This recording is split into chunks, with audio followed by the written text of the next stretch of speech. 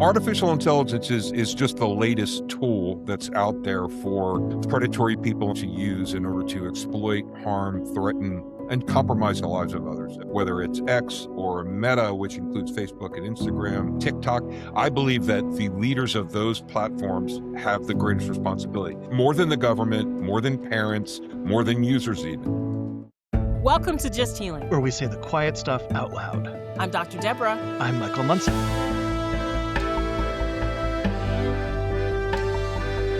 Join us to laugh, cry, cringe, heal. Not necessarily in that order. Hi, and welcome to this next episode of Just Healing. And we have an amazing guest today. His name is Roger Canaff, and I'm going to have him introduce himself. But just before that, I just want to let you know I've known him for years, and he has such a wealth of information. And we're going to have such an interesting conversation about AI today. Roger? Terrific. Thanks so much, Doctor. I appreciate having me on. Yeah, my name is Roger Canaff. I am a former Special Victims Prosecutor, and on top of that, I've done years and years of training and consulting on the same kinds of issues: crimes against women, children, people with disabilities, the elderly, et cetera, et cetera. I'm a legal expert. I'm definitely not a tech expert.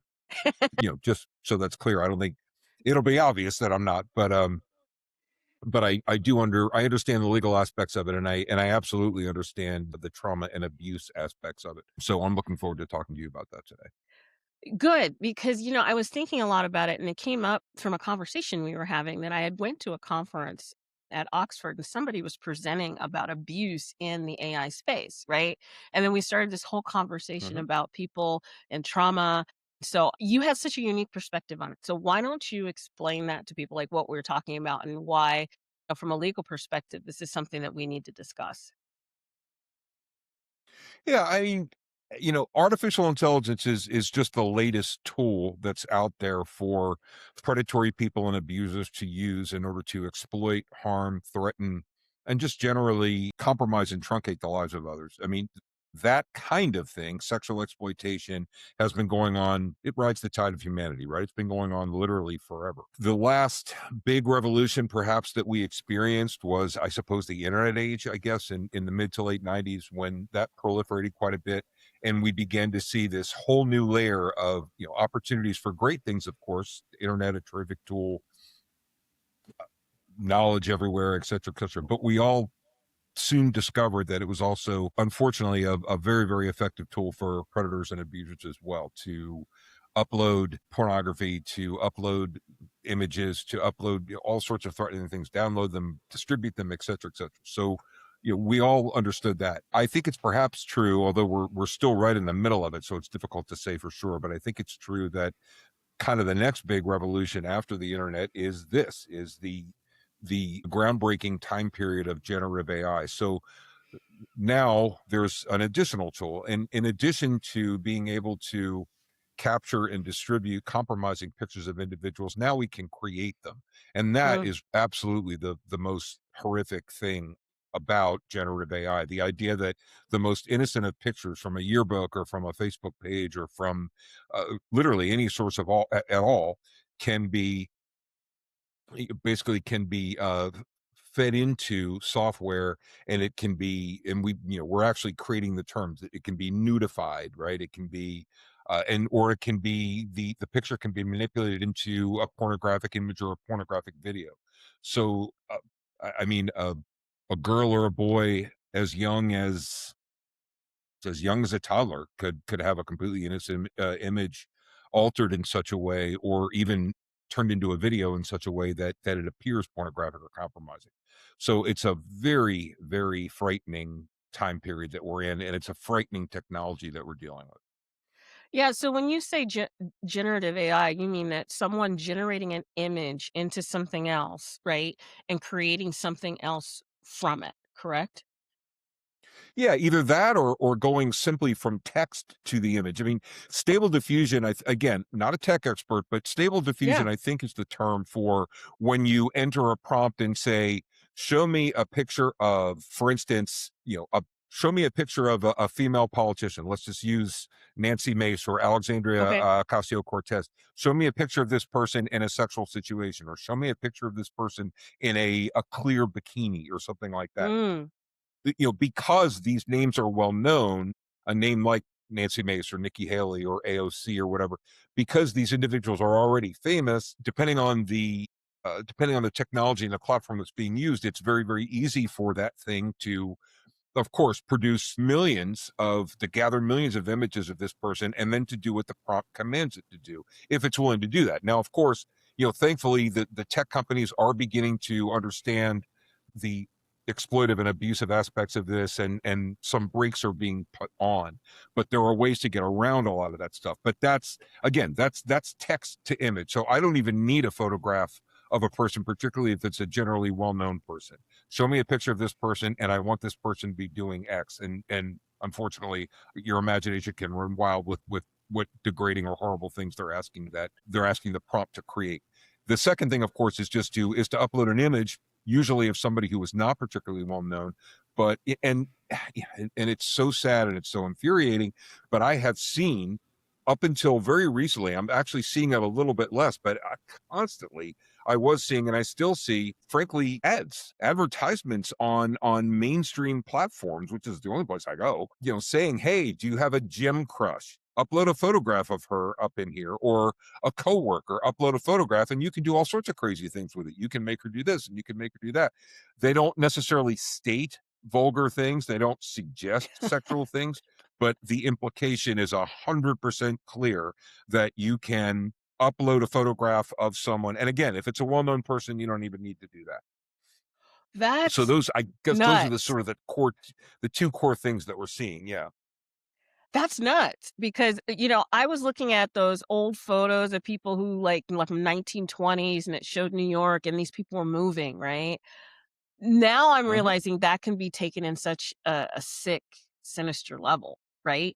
And then people will say, well, I didn't do Sure, anything, sure. it was the computer, like the computer didn't do anything. But I think that people aren't realizing those images are traumatic, right? That can cause trauma because when an image is like that, you say you take an image of Terribly your crush, right? traumatic.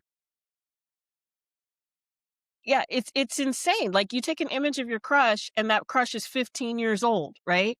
They don't realize that image is now on Mhm. the internet and copied and copied and copied. So every time somebody's seeing that, they are basically, assaulting that person again. Right. And we saw this, we saw, again, post-internet age, certainly within the last 15 or so years, maybe longer, we absolutely saw that with compromising pictures that people share privately, right? So Mhm. prior to what's happening now, it would be a young man or a young woman sending a compromising picture, even a pornographic picture, privately. A Mhm. boyfriend saying, if you really love me, you'll send me nude pics of yourself, send me a topless picture of yourself, blah, blah. Obviously, adolescents sometimes do reckless or foolish things, so that image of that person is distributed, and then the boyfriend or whoever it is decides he's going to distribute it, decides he's going to put it out into the world. So we were seeing that kind of, we called it various things, revenge pornography, all sorts of stuff, generally along those lines.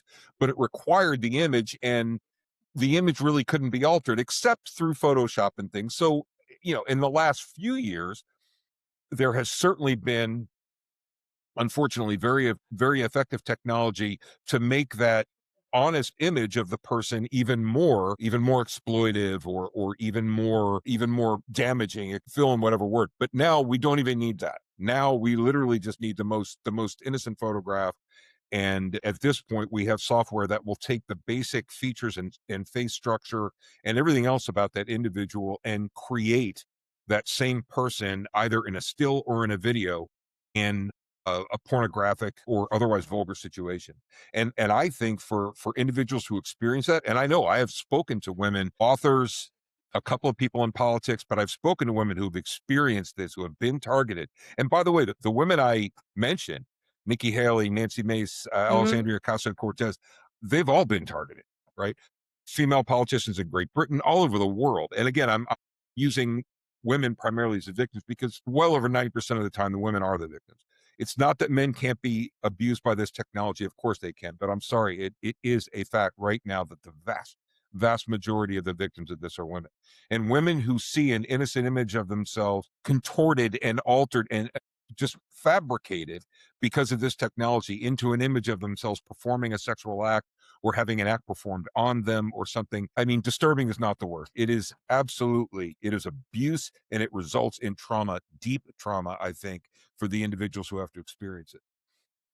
So what can we do legally? I mean, what is legislation doing? Are they passing laws? I mean, you said they're giving it names now, but I mean, I'm a layperson. I'm like, this is deep. Where are they going? Mm-hmm.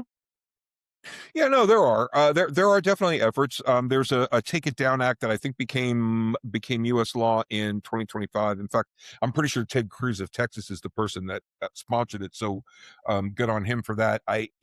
That is an effort basically to restrict non-consensual, and again, it does have different names. Non-consensual intimate imagery, and SII is a term. So at this point, we do have a federal law that seeks to restrict that kind of thing. It becomes a crime to, without the consent of the person, to alter or manipulate or in another way produce a likeness of them. Great Britain was a little bit ahead of us. I know that there was a law passed over there a couple of years ago that was addressing this. It basically addresses at its core, it addresses the non-consensual activity, and it should. The problem though is, are these laws enforceable? I'm not saying they Hmm. shouldn't be passed. I'm glad they were passed. It's a good idea. It's a societal statement, if nothing else.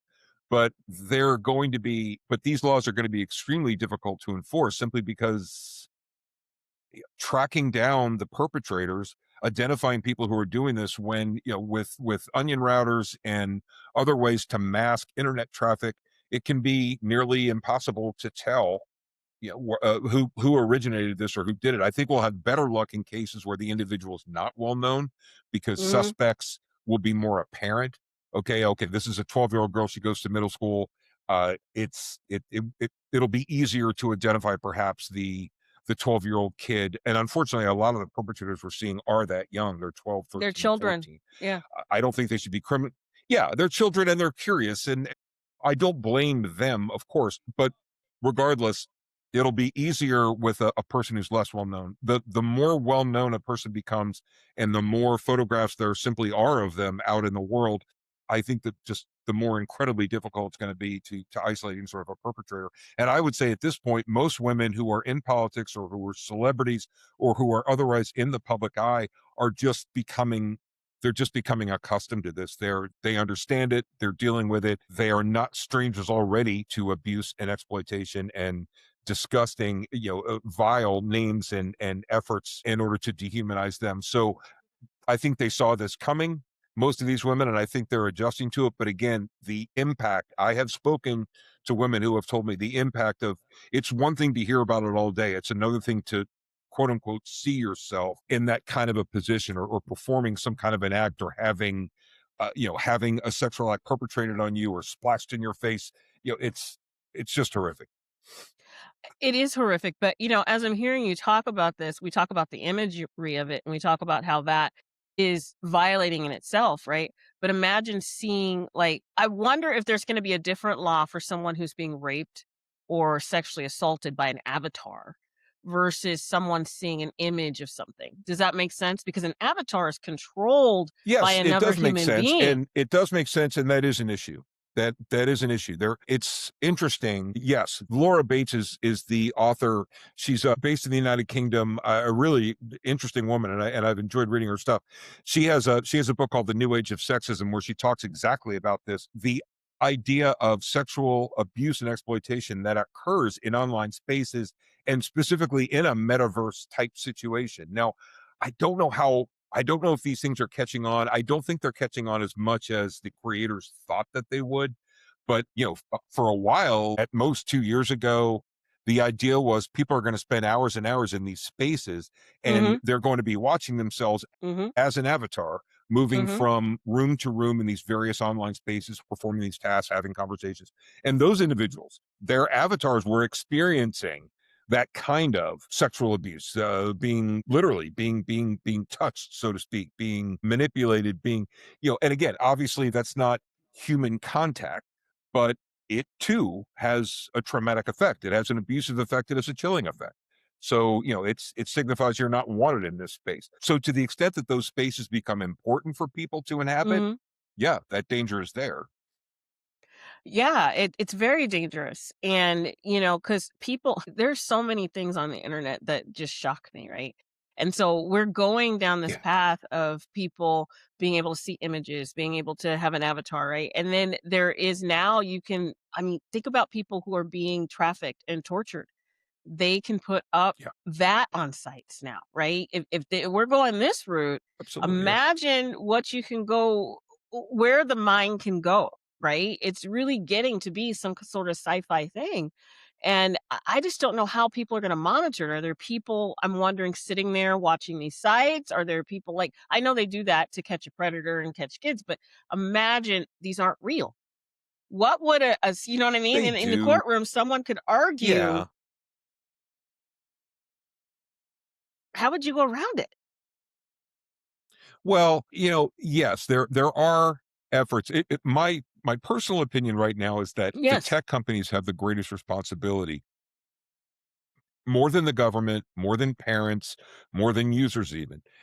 The companies that are allowing these tech companies to appear in their platform and to present ads and to entice people to use them, they have the greatest responsibility, in my opinion, right now.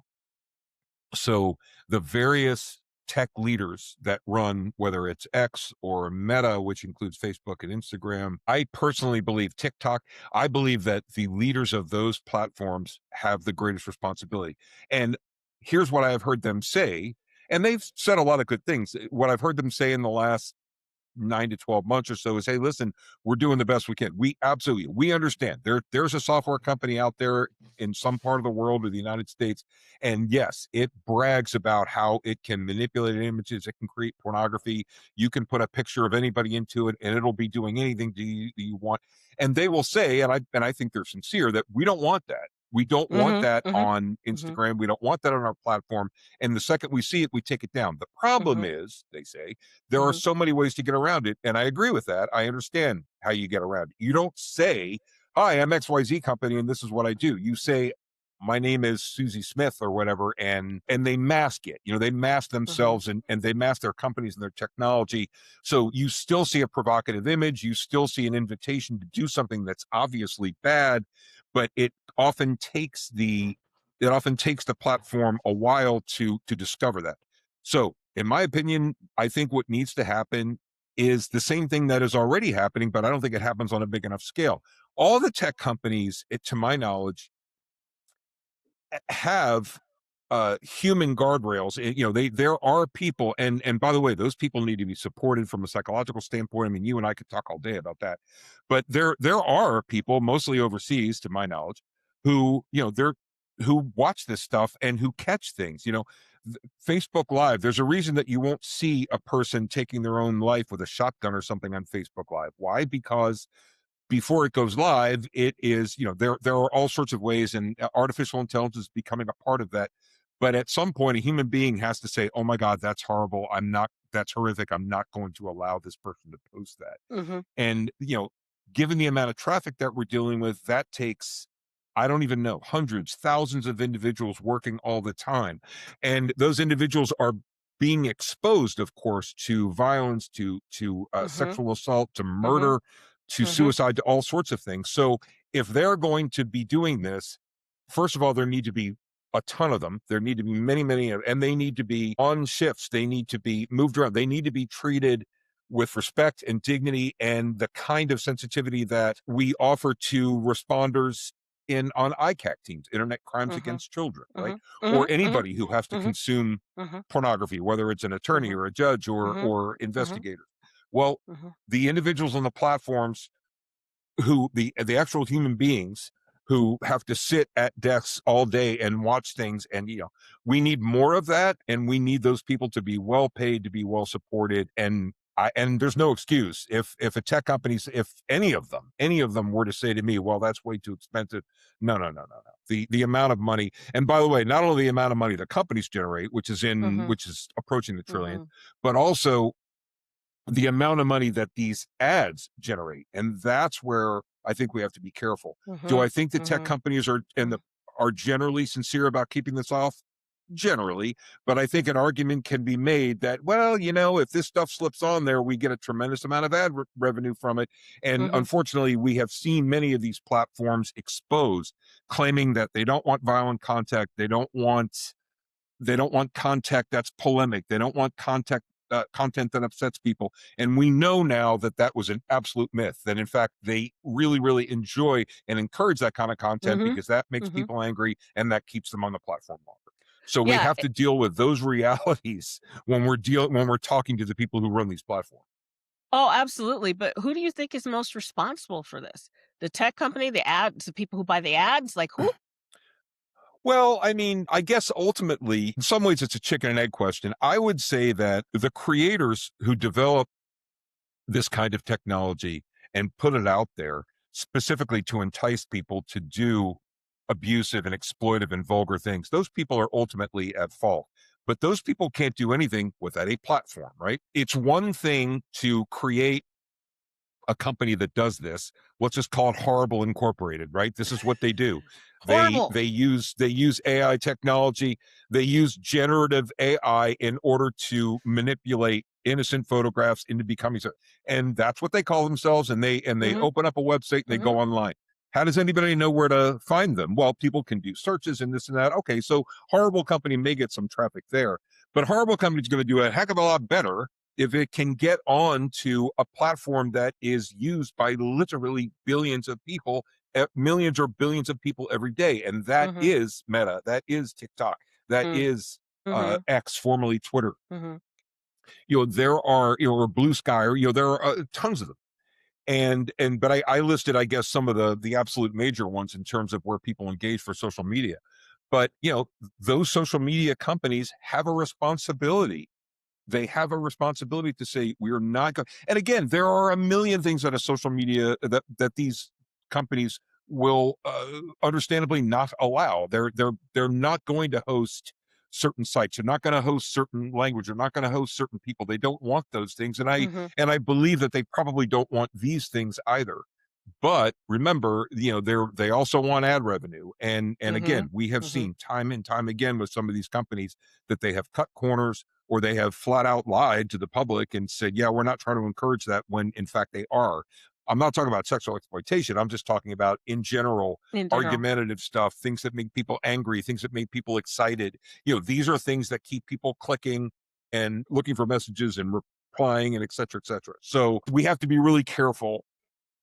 But right now, I think that's where the pressure should be put. I think the companies continued pressure should be put on the companies to, we understand you want to do the right things. We need you to show us that you're doing the right things. And you're going to need a lot of human beings to be guardrails on this until such time as AI can perhaps replace some of that. And I am not really sure how feasible that is. But in the meantime, those people, there need to be a lot of them, and they need to be extremely supported and well cared for and well compensated. And I have not seen a lot of evidence of that. No, I'm thinking they need to treat it like it's a different world, like a whole new world with whole new rules, with whole new people, like, you know what I mean? Governing it, that know Yeah. what they're doing. That's how it has to happen. If not, we're just going to be sitting there saying, well, it's not really real. And nobody's taking responsibility. Yep. 100%. Exactly. And it's very easy to not do that. And again, and it can be very easy. And I'm not naming names. I'm not No, singling any particular no. group or person out, but we have discovered that despite a public protestation about something, it is still tolerated. Well, we don't really like this, but our numbers guy says, some figures I've heard are in the tens of millions, like $34 million was a figure I saw just recently regarding, and again, I'm not going to name names, but regarding a platform and basically what the ad revenue was from these basically nudifying apps. That's one way to put them, but but these applications, crazy AI or whatever, they have myriad names. But yeah, they all promise to do the same thing. And some of them are very much on the nose about it. And again, I'm seeing a little bit less, so I'm encouraged by that. But it wasn't long ago. I mean, it was coming up. And I don't look for this stuff. I'm a 58-year-old married man. This is not my, and I don't search for these kinds of things. But no matter who you are, you're on Instagram and up comes a thing. And, I mean, Deborah, I don't want to get too horrible about it, but I mean, here's a photograph, they will put side by side. Here's a photograph of, again, your gym crush. And then next to it, here's a photo of that same person's head bobbing up and down as if they're obviously performing a sex act, right, on the viewer, suggesting, of course, that that innocent image can be converted to video and can demonstrate and portray that kind of act. And it is out there. And again, unfortunately, the tech companies have a responsibility. And what I have heard so far is, we agree, we understand. It's just that it's very easy to get around our filters. Okay, well, then you need to catch up. Bad guys are always a step ahead of us, whether it's government or tech or whatever. That's fine. My answer back to the tech companies is understood. Then what do you got? What's next? How many more people are you going to be willing to sit down and compensate and pay and put in place to correct this stuff? And if it costs you billions, you're making 20 times more than that. So, I'm not going to hear you cry about it. No, and they need a responsibility for it, right? And you said something earlier about treatment. All of these people, the people who are a part of it, the people who are doing it, they all need some sort of treatment because it is on that fringe, of that normal bell curve. Absolutely. Yeah, and they need it already. I mean, again, the men and women across the world who work for these companies and who do digest these things and prevent us from seeing them, they already need to be probably better supported, better compensated, all over the place. But now with this additional tool out there, it's even more so. I mean, it is what it is. It creates a tremendous responsibility on the companies. And of course, I get it. The companies aren't responsible for human morality. They're not responsible. Look, we can't parent your kids. You should have you should purchase software. You should be over your kid's shoulder. I understand that. But the reality is, adolescents in particular are, it's their job to get over on us, to figure out the ways in which we're looking over their shoulder and to stop it. It's always been that way. It's just, they just have different tools. So we need to ramp up and be a part of that as well. Well, to be 15 again, Roger. Can you imagine? Oh my God, no, I do. For a million. No, but God, I do. I thank the Lord that I didn't have the tools that these kids have, and I feel for them. I mean, their lives in many, if not most ways, are better and more interesting than ours were. But there's always a yin yang, right? There's a yin yang. This is the danger that's presented. This is the danger that's presented to them, and I feel for. I mean, I don't have my own children. My wife has a niece, and I have a nephew. But I obviously have friends with kids, adolescents, college age, and some of the challenges they're facing, and this is one of them. The idea that their images can be captured and altered and in just the most despicable ways, the vulnerability that's out there and that they feel. It's disheartening.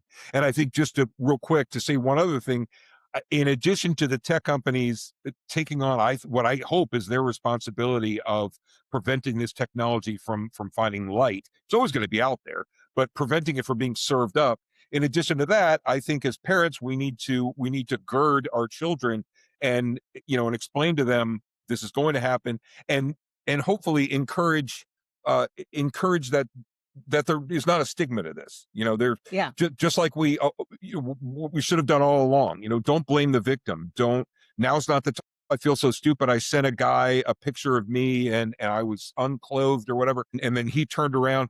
The last thing you want to do, of course, is to say, well, you know what? It's your fault. You shouldn't have sent that picture, blah, blah, blah. That should never have been the case. And it shouldn't be the case now. And of course, now the person doesn't have to have done anything. But they probably, but a lot of kids probably still feel foolish. I didn't put out anything that was in any way pornographic, but I did put out a picture of me in in a bikini or in a cute dress or whatever, and obviously some guy grabbed it. Maybe I shouldn't have done that. And I see a lot of finger wagging. Well, I know it's not pornographic, but that dress is too short. She shouldn't put, she shouldn't be putting out there. She shouldn't be. She. Hey, Yeah. Come on. That's That victim doesn't blaming. work that way. Yes, we all have a responsibility. We have a responsibility for self-protection, but I'm not going to blame. I'm not going to blame No. a young woman or man who puts up an enticing photograph of themselves that's not pornographic, and if it turns around and is used against them. I just think that's crazy.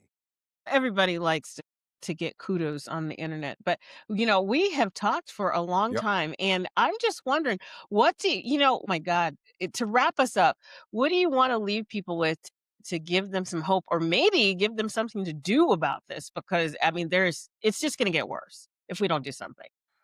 Yeah, I would say two things, and really I pretty much already said them, but real quick, because we're wrapping up, I would say, one, put pressure on those companies and vote with your feet.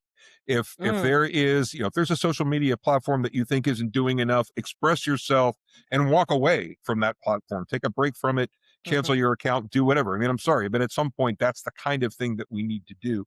And secondly, gird your family for it and the people that you love. Express to them that this is unacceptable, and that if they are victimized, if something happens to them, it's not their fault. I kind of think we're almost reaching a post-privacy world in a way, and in a way that's good, because if kid one says, "Oh my God, this happened to me, I was notified," and everybody saw what they think or what was a photograph, blah, blah, blah, the other kids are going to say, "You know what, happened to me too." And I hope we do kind of reach that sort of thing, because in general, shame and stigma need to be removed from sexuality, period, but certainly from victimization and exploitation. So I'm grateful for you having me on. And again, we could talk all day about it, but I'm happy to return if I can add value, but I really appreciate you letting me talk about this with you. No, and I love talking about it. And also, you have quite a few books, and you have a recent one that just came out. So do you want to give a little promotion for your recent Yeah, release? sure, why not? Yeah, well, the last book I released, no, I appreciate it. Yeah, I write crime thrillers. Not surprisingly, I've been writing since long before law school, but I started writing when I was an adolescent, like a lot of kids, sort of angst, and I've continued to write. And then a career in special victims prosecution informed my writing quite a bit. So I write crime thrillers. I am very proud of them. I've had a couple that have done really well. The last one in particular, City Dark. City Dark was published by Thomas and Mercer, which is an in-house platform for Amazon. So it's like Amazon's thriller imprint. Wonderful people. I had great support, and the book did very well. And it's a story that goes back and forth between the blackout in New York City in 1977, which I've been fascinated with my whole life. I lived in New York most of my adult life, and I was born there. I It know goes we sort hung of in New between York. that and, yes, we did. It goes between that and then a modern day, basically a modern day murder mystery, where the individual at the middle, the character at the center of the book, he's fighting his own demons. He's kind of a late stage alcoholic. His memory is and he ends up being accused of murder. And it relates back to sort of the fateful day in 1977 when his mother left him and his brother. So it's a fast paced book. I loved writing it. I got marvelous help editing it. So yeah, you can check it out. If your viewers want to know either more about me or the things that I support or what I do, rogercanaff.com has it all. That's my website. It's just ROGERCANAFF. And I also put resources on there. And in fact, I was talking to your producer about one earlier that I think I want to add. Yeah, I try to keep that list up to date. So if somebody comes to my website and they're in crisis or they have a question, there are all sorts of, and I vet them very carefully, but there are organizations on there that I promote and try to connect people with if they're struggling. Thank you so much, Roger. And he does. And his books are great, just to let you know. So thank you for coming on. And I am going to have you back because there's so much more we can talk about. It's only going to get crazier, right? And so there's so much that there's layers and layers and layers. But thank you for joining us for this episode of Just Healing. If you'd like to learn more, get involved, or find community, visit menhealing.org.